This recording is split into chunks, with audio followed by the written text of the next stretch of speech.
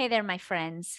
In today's video, I am going to talk to you about planning your week and 2 big mistakes that you want to avoid. That is what we're going to talk about in today's video, planning your week. All right. Hey there, my friends. This is Kelly Schaefer, the creator of the Concierge Academy, where I help local businesses market more successfully so that they get more clients, make more money, and have a greater impact in their community, doing the work that they love to do. All right. So today I want to talk about planning your week because I see this happen a lot in my programs where people come in and they have these like scattered plans and they have these scattered weeks. And what happens is they're not as productive as they can be, and they're not creating the results that they really want to be creating in their business and in their life. So today I want to take you through my framework of how I plan my weeks out on Monday mornings. Now, you can do this on a Sunday. You can do it on a Saturday. You can do it on a Friday. I don't care. Just pick a day where you are going to plan out the rest of your week. And I'm going to give you 7 things that I do every Monday and then 2 mistakes that I want you to be aware of. All right. The first thing I do every Monday morning is, number 1, I decide what are the most important projects or themes of that week that need to be accomplished. If I think that everything is important, then nothing is going to get done. I will be in complete confusion and overwhelm. So for example, as I am recording this video, this week, we opened doors to our Fully Booked Business Club for 3 days. So everything this week has to do with supporting the launch of Fully Booked Business Club, enrolling people into the program, getting people into the program, getting people into the private Facebook group, making sure everybody has access to their program, being available for customer support, customer service. And so everything this week is all about that. There are things that I want to do in October. There are things that I have planned for November. There are things that I'm planning in 2023. None of those are as important for this week. So what is most important for you to do this week? And if you're asking, no, the doors to Fully Booked Business Club are currently closed as of the time that you're watching this video, but we will be reopening doors in October. So I'm actually going to drop a link below that you can hop on the wait list if that's something you want to consider doing. Okay. So number 1, what is the theme of your week? What is the most important pressing things that you're going to complete, those projects that you're going to focus on this week? Number 2, then make a list. I make a list of all the money generating tasks that I need to do to keep moving towards my goal that I'm focused on this week. It's not just the big goal for the end of the year, but remember, we are moving we're moving with momentum, right? So a lot of times people like to bite off more than they can chew. And again, this always leads to overwhelm. So what are the money generating tasks that you need to complete this week that will help support the overall project that you're working on?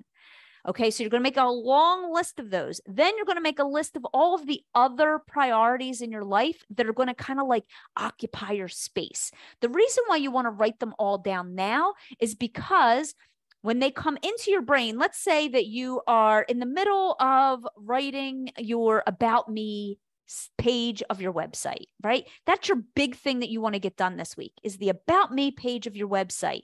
But every time you sit down to do it, you remember that you forgot to book the dentist and the kids need their back to school supplies and the dog needs to go to the vet, right? So if you are not planning for those things are going to occupy space in your head when you go to sit down to write the About Me page of your website. So I'm going to show you how we're going to make sure that those other tasks don't get in the way of you doing your money generating work. So 1, what is the project and themes for the week? 2, make a list of the money generating activities that you have to do. 3, make a list of all the other things that you have to get done this week that are tasks that are about your life, your personal life, all the other important things that are occupying space in your brain.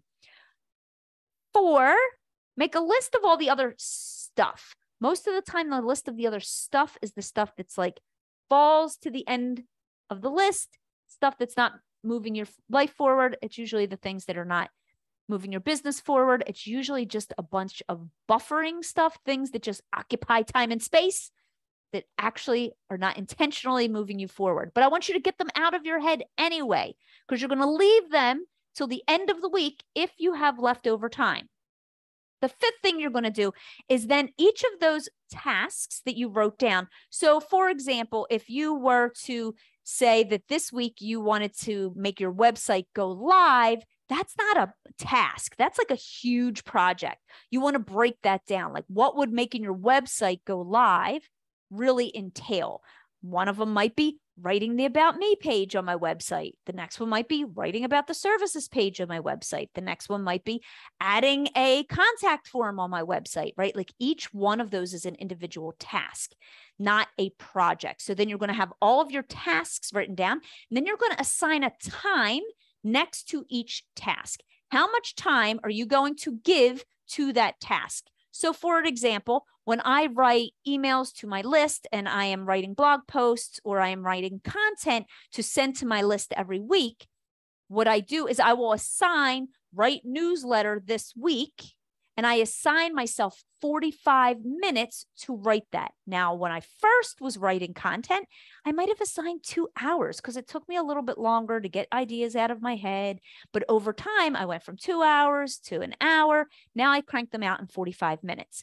But if I don't give myself a time allotment, what happens is you will sit down at your desk and you'll take 4 hours to write something that you could get done in 45 minutes. So you want to allot amount of time next to each of those tasks. Another good thing when you're writing tasks is, for example, if you had a lot of those phone calls you got to make, you want to put all the phone calls, you want to batch them together. So instead of like making one call on Monday and one call on Tuesday and one call on Wednesday, you want to write down, batch all phone calls. You want to list all the phone calls you're going to make, and then you're going to assign an amount of time that you're going to give yourself for all of those phone calls. So let's say, for example, you have 4 important phone calls you need to make this week. You're going to do them on Tuesday. You're going to give yourself 90 minutes to make all 4 of those calls Tuesday morning between 9 a.m. and 10:30 a.m. Okay. The sixth thing you're going to do is, now that you have the tasks, you've got the money generating tasks, you've got the personal things that are going to occupy your time and space that are important tasks. And then you have the other stuff that probably is just a waste of time tasks. You have times allotted next to each of them. Then you're going to take all of those and you're going to put them physically onto your calendar and assign them a day and a time in which you're going to do them. Number 1, you have to start with your own personal self-care first. So self-care could look like, it's self-care and it's like really important things that you're like, perhaps family obligations, right? So maybe it's you go to the gym 3 times a week, put that on the calendar. Maybe you have a session with a nutritionist once a week, put that on there. Maybe you have a back to school meeting you have to go to, put that on there. And then once you have those important family personal things on, then you're going to take the money generating tasks and you're going to put those on your calendar next. Okay, so that's the 6 things I do. And then the 7th thing I do every Monday is I have a weekly huddle with my team. I've done it with my personal assistant business. I've done it in my online business, a weekly huddle. Sometimes in the very beginning, that weekly huddle is with yourself because the only team you have is you and yourself, boo. And that's okay too. But what it does is it helps get you into a habit of having a business meeting with yourself. I mean, let's be honest, you're building a business. You should have a business meeting with yourself to plan out your week. And then you're going to discuss with your team and review the projects and the theme of the week. If it's just you, you're going to review with yourself. This is what we've decided is the important theme and the projects and the tasks, the money generating tasks that we need to get done this week. So that is 7 things that you're going to do every week to set yourself up for a week of success. And then 2 mistakes that I want you to be aware of so that you can avoid. Number one is putting a bunch of to-dos on your calendar that are not money-generating tasks, right?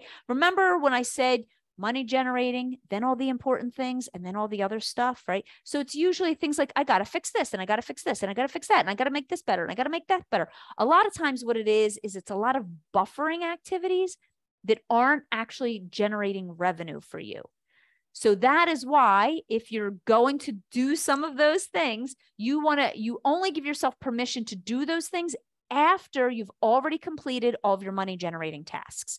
Money generating tasks first, create income first, and then all the other stuff can get second. So avoid that mistake. And the second mistake I want you to avoid is overscheduling yourself.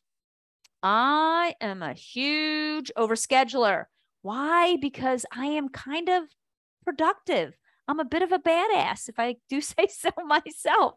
And what happens is I overbook, I overschedule, I overcommit to things. Whereas like the normal human being might want to do 10 things this week, 10 money generating tasks this week, and I'll have 30 things on my list. No. Don't overdo it like that. Here's what happens when you overschedule yourself. When you overschedule yourself, you're thinking of doing a whole bunch of stuff. And then as soon as you start thinking of the whole bunch of stuff, you get overwhelmed. The reason why you do this is because you think doing more things will get you results faster. It doesn't. Doing more only creates more overwhelm in your life unless you are doing it from the right energy behind it. So cramming your days with a bunch of stuff only makes you feel overworked and over hustly. Instead, don't overcram your schedule. Be realistic with your schedule, but also be on to yourself. And then from there, make sure that you commit to finishing the tasks that you did assign to yourself instead of overstuffing. Because if you overstuff, it's very often that you won't get anything done because you get caught in procrastination and overanalysis paralysis because you've overscheduled yourself. All right, my friends, if there's something else that you do on a Monday morning, let me know in the comments below. I'd love to know, maybe you have a ninja trick that I haven't thought about that you do to plan out your weeks. And if this video was helpful, hit up the like button. Don't forget to subscribe so that you don't miss any other upcoming episodes. Bye for now, my friends.